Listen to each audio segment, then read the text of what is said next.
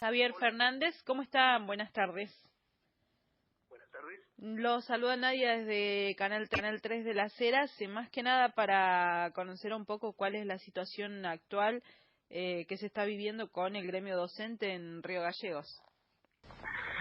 Bueno, sí, la verdad que nosotros, no tan solo gallegos, sino también ampliando a nivel provincial, como es de público conocimiento, hemos enviado antes del receso invernal, como luego del receso, el pedido de apertura de paritaria, como había sido comprometido, ¿no?, en la última paritaria, donde se terminó acordando, digamos, una etapa salarial, pero decir que han quedado algunos puntos pendientes en lo laboral, ¿no? Y eso claramente el Consejo Provincial de Educación, obviamente el gobierno provincial, ha incumplido porque no ha conformado las comisiones ni se ha tratado en lo absoluto cuestiones de índole laboral que, como reitero, en esa paritaria había quedado expreso de que se iban a convocar en las próximas semanas. Bueno, han pasado meses y nuestra necesidad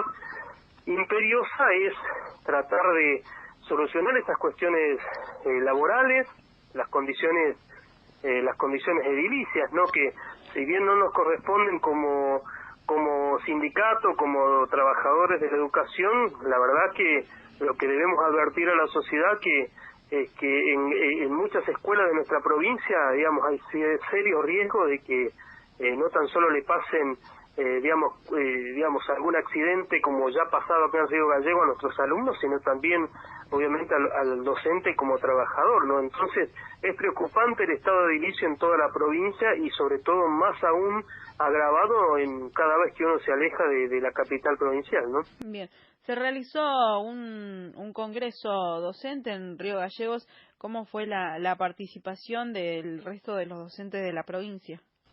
Sí, la verdad que bastante bien, la participación bastante activa, un congreso muy debatido, porque obviamente no escapamos a las realidades que ha vivido la provincia en estas últimas elecciones, pero básicamente nuestra labor como sindicato, básicamente, y a diferencia de algunos comentarios de gente del gobierno provincial, que parecería que ven en el sindicato un enemigo político, y no lo somos, ¿verdad? Que no nos interesa en absoluto la disputa política, no somos candidatos ni pretendemos serlo, pero nos preocupa mucho la situación de las escuelas, nos preocupa mucho la situación en lo laboral, que hace años que no hay concursos, creo que nunca los hubo, no hubo concursos de jerárquicos, digamos, para acceder a los cargos directivos de las escuelas, no hubo nunca en la provincia y es una práctica normal en otras. Entonces, todas estas cuestiones hay que solucionarlas, ¿no? Básicamente desde lo laboral, y no hay otra manera que sentarse a dialogar. Entonces, este congreso vino a aclarar un poco cuál es el panorama en cada una de las filiales, la preocupación, nos preocupa mucho la cantidad, digamos, de sumarios que el Consejo Provincial digamos, implementa como una medida de miedo disciplinadora, digamos, cada vez que hay una irregularidad, el hilo se corta por lo más fino en las escuelas sin determinar ninguna responsabilidad digamos, a alguien que es el responsable mayor y que es el consejo, ¿no? Las escuelas se caen a pedazos, no hay insumos, a veces han habido en este año mucha mayor cantidad de días sin clases por cuestiones de edilicia que por medidas de fuerza, que por paro. Entonces, creo que hay una intención muy clara del Consejo de no mostrar esta debilidad, y cuando uno no muestra los problemas no puede solucionarlos. Y este Congreso vino a discutir eso, reitero, esto, seguir exigiendo la restitución de nuestros vocales electos en la Junta de Clasificación de nivel inicial y especial.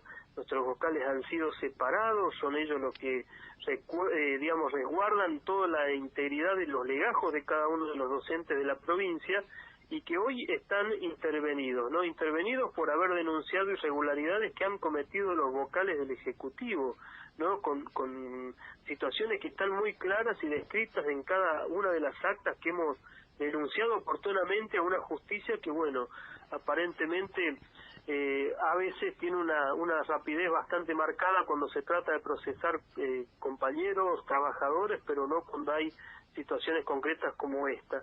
Y también solidarizarnos obviamente con la situación de Chubut, donde han sido detenidos, bueno, obviamente ya están liberados, pero compañeros docentes que simplemente estaban reclamando por su salario, ¿no? Una realidad que nos ha tocado muy de cerca desde hace muchos años en esta provincia. Justamente quería llegar a eso, a preguntarle cuál era su opinión acerca de esta situación.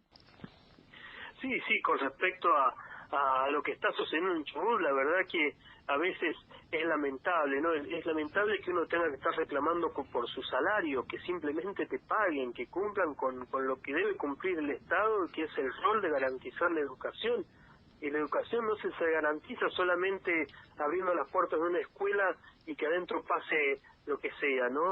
O que el chico esté como esté, pero que esté adentro. Bueno, en las escuelas pasan muchísimas cosas, ¿no? Y se ha tenido suerte en esta provincia de que no pasara a mayores. Yo podría recordarte hace un par de años atrás, en la escuela 77, una cantidad importante de alumnos y docentes fueron al hospital por inhalación de monóxido de carbono, y esas son cosas reales, son cosas de extrema gravedad, y que ahí no pasó a mayores, digamos, vaya a saber por qué razón, ¿no? Y sin descartar el daño que puede provocar el monóxido de carbono, pueden provocar daños severos al organismo y al cerebro de cualquier persona, ¿no? Y más si se trata de niños. Y acá en la escuela industrial se les cayó literalmente el techo, por ejemplo, a un grupo de alumnos que estaba haciendo sus prácticas, ¿no? Entonces, digamos, no es que el docente o el sindicato se levanta pensando, digamos, qué vamos a hacer hoy para que no haya clase. No, todo lo contrario. Cuando hay una situación concreta la denunciamos, y cuando no la hay, obviamente que está todo más que bien y se puede dar clases, ¿no? Y por eso también apelamos a la responsabilidad primordial que tiene cada docente, de saber que tiene una responsabilidad civil sobre sus alumnos.